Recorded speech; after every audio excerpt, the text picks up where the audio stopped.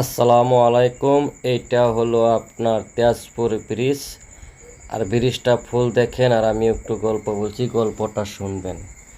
আজকালের কতগুলি মেয়েরা বলে ছেলেরা খুব খারাপ, ছেলেরা খুব দুষ্ট। তাহলে আমি কথাটা বলি ওইগুলো মেয়েদেরকে। বাজারে যখন কলার ছড়ি ঝুলিয়ে থই, তখন কিন্তু ওই কলাটা মানুষে 5 টাকা 10 টাকা দিয়ে কিনে খায়। আর যদি ওই কলাটা যদি বাকলা ছিলানো থাকে, বাকলা গুছানো থাকে, তাহলে ওই কলার কোনো দাম নাই। ওই কলাতে কিন্তু টয়লেটের কালো কালো বড় বড় মাছি এসে বসে। ঠিক তেমনি কিছুগুলি মেয়েরা দেখবেন রাস্তা দিয়ে যখন হেঁটে হেঁটে যায়, পর্দা না দিয়ে, মানে হাফ উলঙ্গ যেটা বলে, এরকমভাবে যায়। তখন এইগুলো মেয়েদের দিকে ওই যেরকম টয়লেটের মাছি বসে, ঠিক এই বাজেস্টর ছেলেগুলা কিন্তু ওই মেয়েদের দিকেই নজর দেয়। আর যারা পর্দাশীল মেয়ে তাদের দিকে কিন্তু নজর দেয় না, অথচ ভালো কথা বলে। ঠিক তেমনি কিছুগুলি মেয়েরা ছেলেরা দেখবেন ওই খারাপ মেয়েদের দিকে নজর দেয় ঠিক, কিন্তু বাস্তবে ওই পর্দাশীল মেয়েদেরকেই খুঁজে বিয়ে করার জন্য।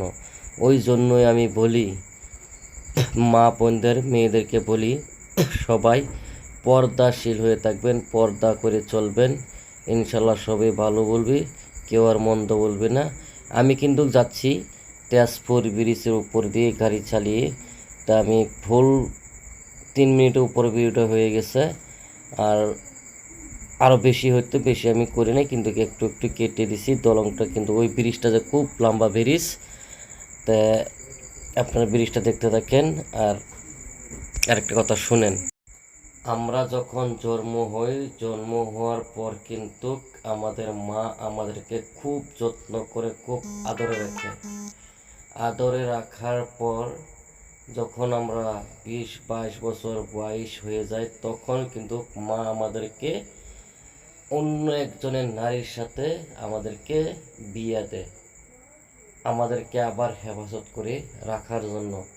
তাই মা কিন্তু অনেক অনেক অনেক বড় এই দুনিয়াতে। তাই আশা করি মার যত্ন যারা নিব, আখেরাতেও আমরা শান্তি পাবো। সবাই মাকে ভালোবাসবেন, মাকে ভালোবাসা দিবেন।